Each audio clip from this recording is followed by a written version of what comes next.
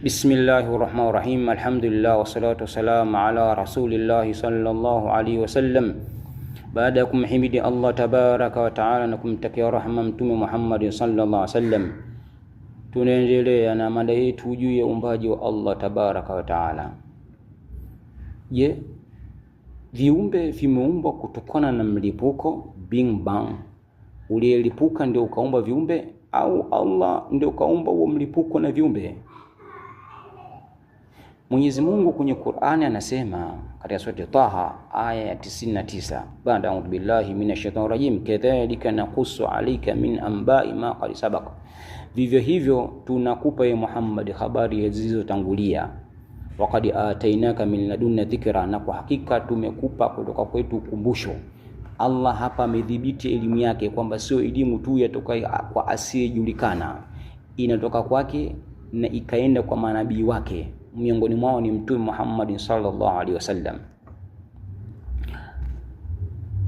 Sasa tukisema kwamba dunia na vilivyomo vimeumbwa na mlipuko, tutauliza taarifa au habari hiyo imepokelewa na nani, imetoka wapi? Lakini Mtume anasema katika hadithi iliyopokelewa na Imam Bukhari fi kitabi Badi'il Khalqi, katika kitabu ambacho kimeelezea mwanzo wa uumbaji wa Allah, akasema an Isa an Tariq ibn Shihabi samitu Umar ibn Khattab, nimemsikia Umar ibn Khattab radhiyallahu anhu yakulu qama fina Rasulullah sallallahu qaman, alisimama kwetu Mtume sallallahu fa akhbarana an Badi'il Khalqi, akatupa habari juu ya kuanza kuumba kwake Allah tabaraka wa taala. Akatuelezea habari juu ya uumbaji wa Allah tabaraka wa taala, hatta dakhala ahli jannati manzilahum, mpaka watu wa peponi wakaingia sehemu yao, wa ahlun nari manzilahum, na watu wa motoni wakaingia sehemu zao.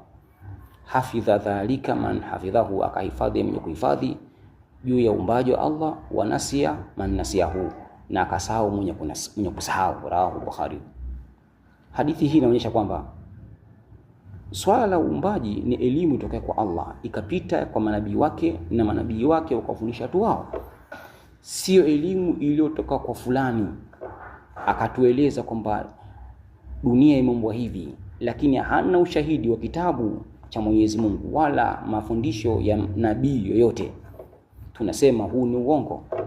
Kwa hiyo juu ya uumbaji imekuja dalili, zimekuja